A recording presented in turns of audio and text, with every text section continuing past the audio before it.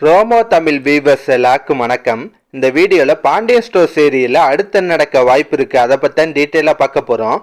இன்னைக்கு என்ன நடந்துச்சுன்னா, ராஜிக்கும் மீனாக்கும் தங்கமயிலை பற்றி எல்லா உண்மையும் தெரிஞ்சால் கூட அந்த விஷயத்த வெளியிலலாம் சொல்லாங்க. தங்கமயிலை காப்பாற்ற தான் நினைக்கிறாங்க.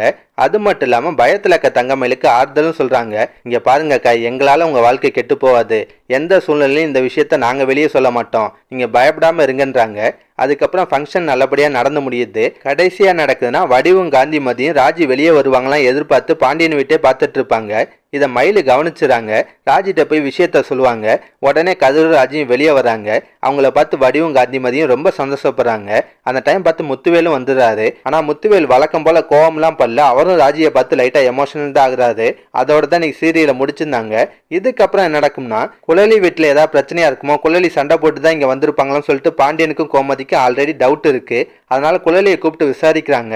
உன் வீட்டில் எதுவும் பிரச்சனையாமா, உன் மாமியார் கூட எதுவும் சண்டையா, இல்லை உன் புருஷன் கூட எதுவும் சண்டையான்னு சொல்லி விசாரிக்கிறாங்க. குழலியே ஆமாப்பான்னு சொல்லுவாங்க. அது மட்டும் இல்லாமல் என் மாமியார் என்னை ரொம்ப கொடுமைப்படுத்துறாங்க, எதுக்கு எடுத்தாலும் திட்டிகிட்டே இருக்காங்க, என் புருஷனை எனக்கு சப்போர்ட் பண்ண மாட்டான்னு சொல்லிட்டு அடுத்தடுத்து கம்ப்ளைண்ட் பண்ணிகிட்டே இருப்பாங்க. அதெல்லாம் கேட்ட பாண்டியனுக்கும் லைட்டாக கோவம் வரதான் செய்யும். பாண்டியன் என்ன பண்ணுறாரு, இதை பற்றி பேசுறதுக்காக குழலியோட மாமியார் வீட்டுக்கு போகிறாரு.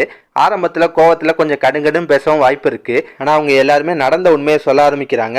குழலியோட புருஷன் இங்கே பாருங்க மாமா, உங்கள் பொண்ணை பற்றி உங்கள்கிட்ட குறை சொல்கிறேன்னு நினைக்காதீங்க, அவள் சின்ன சின்ன விஷயத்துக்கு கூட ஓவராக கோவப்படுறா, என்னை ரொம்ப டார்ச்சர் பண்ணுறான்றாரு. அதுக்கப்புறம் குழலியோட மாமியார் இங்கே பாருங்க, எனக்கு வயசு கூட அவன் மரியாதை கொடுக்கறது இல்லை, எதுக்கட்டாலும் திட்டுறா, சண்டை போடுறா, அன்னைக்கு கூட பேசிட்டு இருக்கும் போதே குழம்பு சட்டியெல்லாம் விட்டு எரிஞ்சான்ற மாதிரி சொல்கிறாங்க. அதெல்லாம் கேட்டு பாண்டியனுக்கு பயங்கர ஷாக்காக தான் இருக்கும். கடைசியாக பாண்டியன் என் பொண்ணு உங்களுக்கு நிறைய கஷ்டம் கொடுத்துருக்கா, அதுக்கெல்லாம் நான் மன்னிப்பு கேட்குறேன்னு சொல்லிட்டு மன்னிப்பு கேட்டு அங்கேருந்து கிளம்புறாரு. வீட்டுக்கு குழலிக்கு அட்வைஸ் பண்ணுவார். இங்கே பாருப்பா, நீ பண்ணுறதெல்லாம் ரொம்ப தப்பு, இது மாதிரிலாம் நடந்துக்காதன்றாரு. ஆனால் குழலி அவங்க தப்பை ஏற்றுக்க மாட்டாங்க. பாண்டியன்ட்டே கோவப்படுவாங்க. என்னப்பா நீங்கள் எனக்கு சப்போர்ட் பண்ணாமல் அவங்களுக்கு சப்போர்ட் பண்ணிட்டு இருக்கீங்கன்னு சொல்லி கோவப்படுவாங்க. கடைசியாக நடக்குதுன்னா, பாண்டியன் கோமதிட்ட பேசும்போது சொல்றாரு, கோமதி ஒரு விஷயத்த கவனிச்சியா, நம்ம பொண்ணு குழலி கொஞ்சம் கூட பொறுத்து போக மாட்டா, சின்ன சின்ன விஷயத்த கூட ஊதி பெருசாக்குறா.